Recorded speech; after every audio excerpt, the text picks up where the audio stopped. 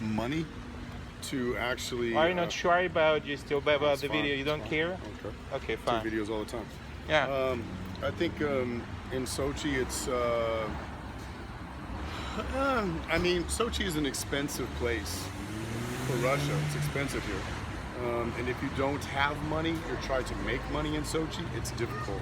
And don't your muscles or bring you some just remuneration? It's expensive to eat.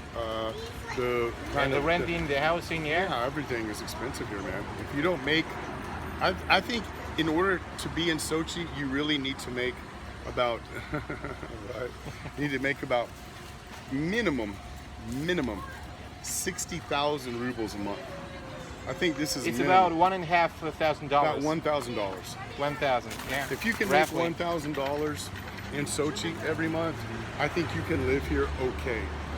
Not great, but you can live here. It's okay. You'll make it. But if you are making less than that, I think it's very difficult. You need to have, you need to live. You need to live with a roommate. You need to have maybe live with family.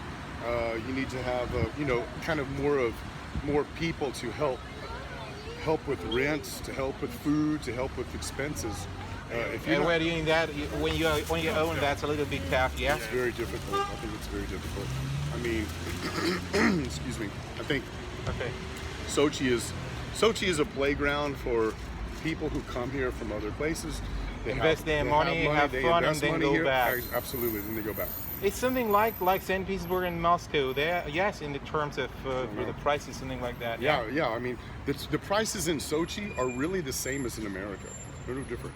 Okay. At least in Dallas, where I was, in Dallas, Texas, where I am, the Where prices. JFK was assassinated. Yeah, You come from of there. course.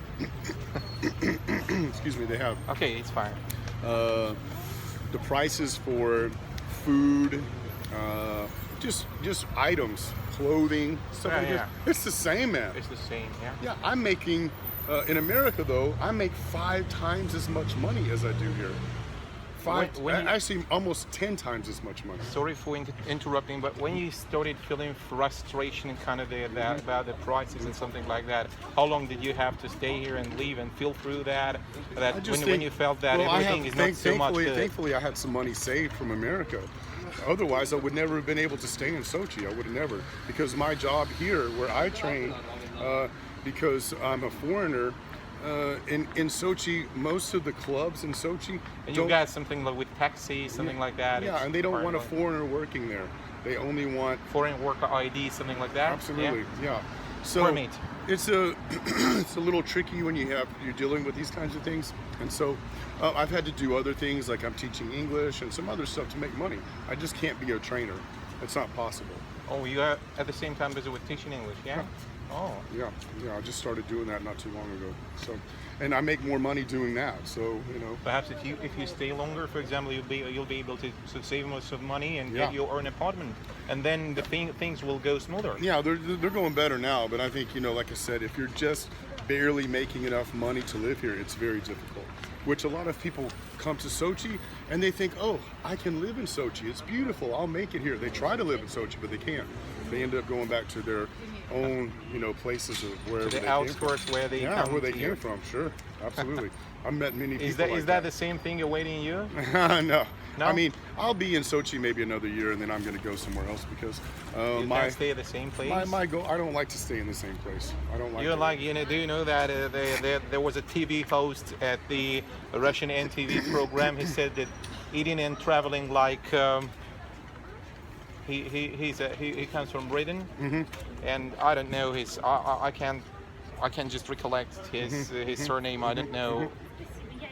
Stephen. No, it's fine. Well, and where would you like to move after you stay here in I don't Sochi? know. I'm thinking of several places. China.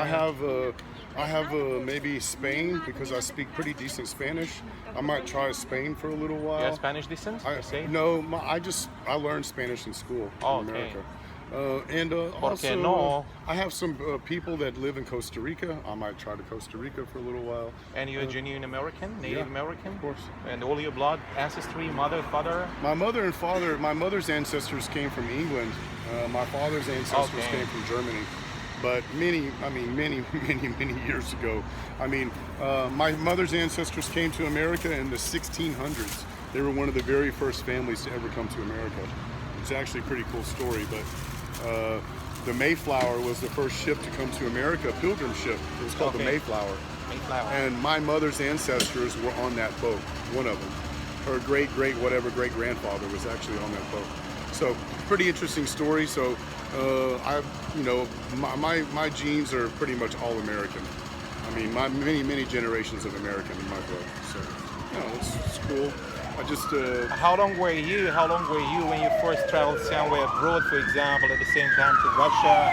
In your 30s, 20s? I was 19. You were 19. Actually, the first time I went to another country, I was 15. I went to Mexico when I was 15 years old. I went with my family. We went to a really cool resort city in Mexico. Very beautiful. And it was my first experience going to another country. And then when I was 19, I actually went to about 5 different countries on a boat. Went to a bunch of different countries in the Caribbean. Where did you, I'm sorry to interrupt, where did you draw the inspiration toward just coming to bodybuilding and weightlifting, something like that? Where the inspiration just came from? Well, when I was... Arnold, of course, yeah, sure. But also when I was younger, I knew a guy who was a bodybuilder, and I was 15, 16 years old. Why not become the one? And yeah? I was a very good athlete. I was in many sports, but I was kind of skinny. I was tall, but you were skinny. I was skinny. I wasn't. Yeah, I was kind of skinny. Oh. Yeah. So after and I saw this guy who was a bodybuilder, and I was like, dang, that guy looks. What could I do to become the one? Absolutely, really. I was like, that guy looks awesome, man. He's strong, tough, You were jealous. And I was a young kid, and I thought, wow, I need to find out what he's doing because I want to do it. Okay. And so that's how I became one. Yeah. Okay, another one question. For example, I'm just latest times, just recently I've started following the UFC, the Dana White and something like that. Dana. And there is a kind of a very bright guy, Khabib Nurmagomedov from Russia, right. And there is kind of the trash talking about that. What do you feel about the upcoming fight, which will take place presumably on October the 6th? And right. do you think he's fighting Conor McGregor? Yeah, they are doing all that. Yeah, he's saying that I'm gonna smash his face to be able to bring some mind to him because he's kind of so much cocky, He talks a lot of trash. He does. Working like this, like a cock. Yeah, he walks like certain things. He's the supreme. Yeah, I think. Well, listen. Do you follow that? Do you enjoy that? For example? Of course. I love UFC. I've been following it for many years. I followed it when it very first started. I watched the very first UFC in America. I think it was in 1993 or 4, 3, 4, 5, running there. But anyway, I saw the very first one. It is the 25th year they have celebrated, yeah? I don't know what it is now. It's like 200 and something or whatever, and it's something year 25th year maybe. 20th year? Since the 1990s they have started. Yeah, and I saw the very first one, man. It was a totally different format. It was 16 fighters, and they fought. There was 8 American fighters and 8 international fighters, and they all kind of did like this brackets. And then it ended up being the 2 toughest guys, and they fought each other. And it was this way. Now it's different? Now it's totally different. It's a totally different situation. But I've been following it since then. I was in college then. And matter of fact, I just started college whenever it started. And I thought, wow, this is awesome, man.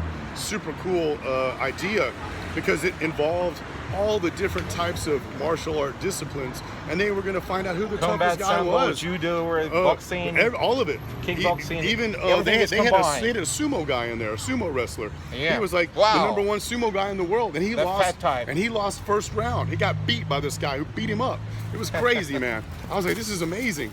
And so I've been watching this for many years, and I think it's great for people. I think it's great for television. It's great for athletes. All of it is a fantastic pay-per-view, as I know, in the United States. Yeah, they have pay-per-view. They also have free.